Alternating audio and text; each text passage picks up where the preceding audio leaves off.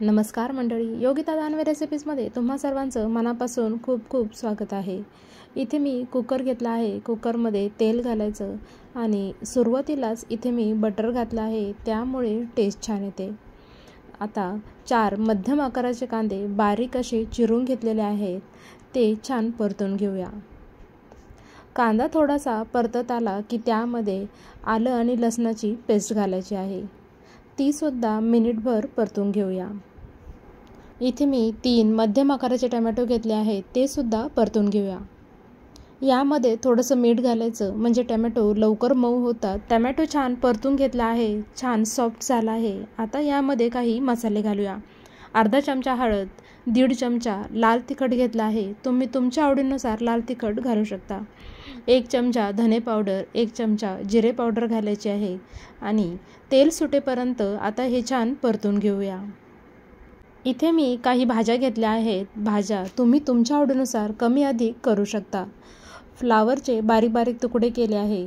Bit यामध्ये आवर्जून घाला, त्यामुळे रंग छान येतो। गाजर घालायचं आहे आणि शिमला मिर्च घालायची आहे। आता हे सगळ्या ज्या भाज्या आपण घातल्या आहेत ते छान परतून घेऊया। भाज्या इथे मी छान परतून घेतल्या आहे। आता यामध्ये 2 मध्यम आकाराचे बटाटे बारीक कट करून घेतले आहेत।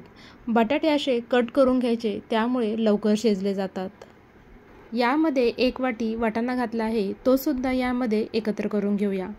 अशा भाज्या या मसाल्यामध्ये एकत्र केल्यामुळे स्वाद अगदी छान येतो।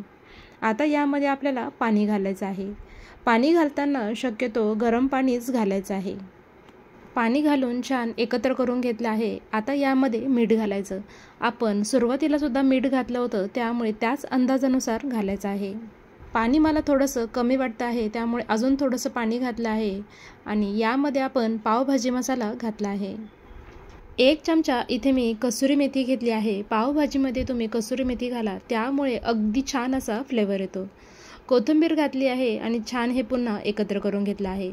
आता कुकरचं झाकण लावायचं आहे आणि 2 ते 3 शिट्ट्या आपल्याला करून घ्यायच्या आहेत। कुकर थंड झाला आहे, झाकण उघडून पाहूया। इथे तुम्ही पाहू शकता भाज्या अगदी छान अशा आपल्या शिजलेल्या आहेत। तुम्ही या पद्धतीने पावभाजी नक्की करून पहा। जास्त भांड्यांचा पसारा सुद्धा होत नाही आणि कुकरमध्ये भाज्याही शिजल्या जातात आणि पावभाजी सुद्धा तयार होते। नाहीतर भाज्या वेगळ्या शिजवून घ्या, कढईमध्ये परत पावभाजी तयार करा, हे सगळं काम वाचलं जातं। आता तुम्ही पाहू शकता भाज्या छान शिजल्या आहेत। आता स्मॅशरने सगळं स्मॅश करून घेतलेलं आहे। इथे मी हवं तर तुम्ही मिक्सरमध्ये सुद्धा बारीक करून घेऊ शकता। इथे मी पुन्हा एकदा गॅसवर कुकर ठेवला आहे। पॅनमध्ये थोडंसं तेल, पावभाजी मसाला, लाल तिखट घालायचं आणि हा तडका पावभाजीवर घालायचा आहे। यामुळे अगदी छान चव येते। इथे आपली अगदी मस्त अशी स्ट्रीट स्टाईल 15 ते 20 मिनिटात जास्त भांड्याचा पसारा न करता झटपट जगातली सर्वात सोपी अशी पावभाजी तयार आहे। रेसिपी आवडली असेल तर लाईक, शेअर, सबस्क्राईब नक्की करा।